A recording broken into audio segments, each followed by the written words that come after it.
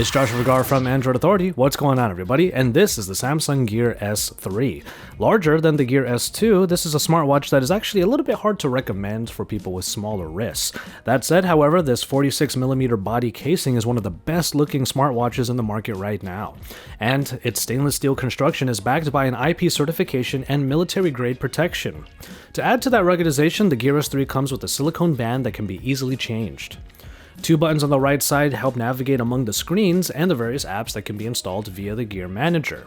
Moving around in the interface can be done via the full touchscreen, however, it takes a backseat to the rotating clicky bezel.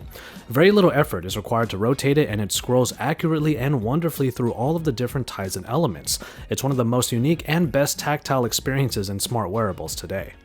The Gear S3 Frontier Edition, which we are sporting in this review, is actually able to fit in with formal, casual, and fitness attire alike, though it pushes the boundary with some streamlined exercise outfits. The 1.3-inch OLED display is covered in Gorilla Glass SR Plus and provides great colors and brightness, making Tizen accessible and easy on the eyes.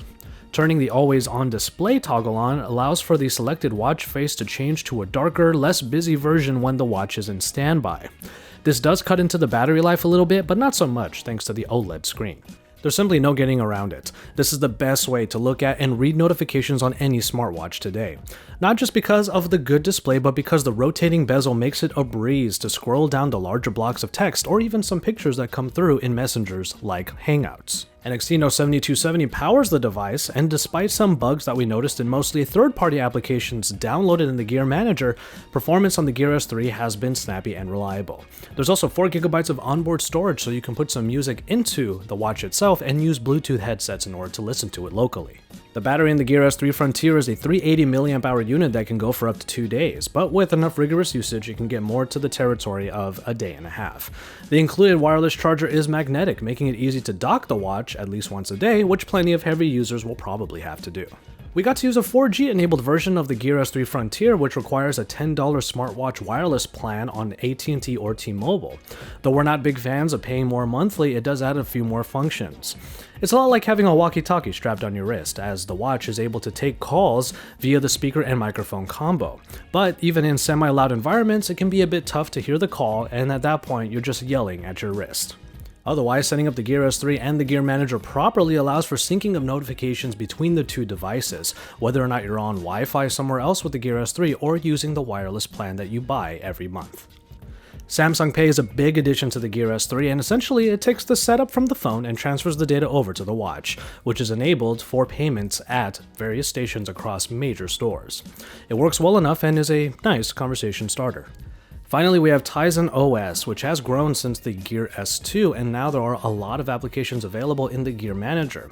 However, full third-party support for apps that you might use on, let's say, Android Wear are still missing here.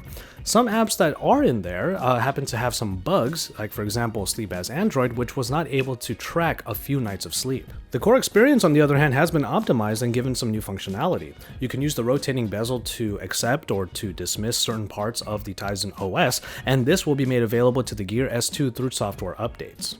S-Health still gets a good amount of focus in the Gear S3, and the added tools of a barometer and an altimeter are available for those who might go hiking or climb stairs for fitness. S-Health is still quite robust, using the heart rate sensor and GPS tracking to record a myriad of exercises. Fitness enthusiasts will find plenty to like with the Gear S3, even for small metrics like tracking water or caffeine intake. For each fault that we would find with the Gear S3, there were a few great aspects that made up for it. The Gear S3 is some of the best fun we've had on a smartwatch in a while, and most of it goes to that great display and the unique rotating bezel.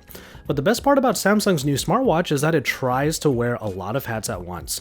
Smartwatch, notification center, health monitor, payment system, GPS tracker, audio player, voice caller, and more.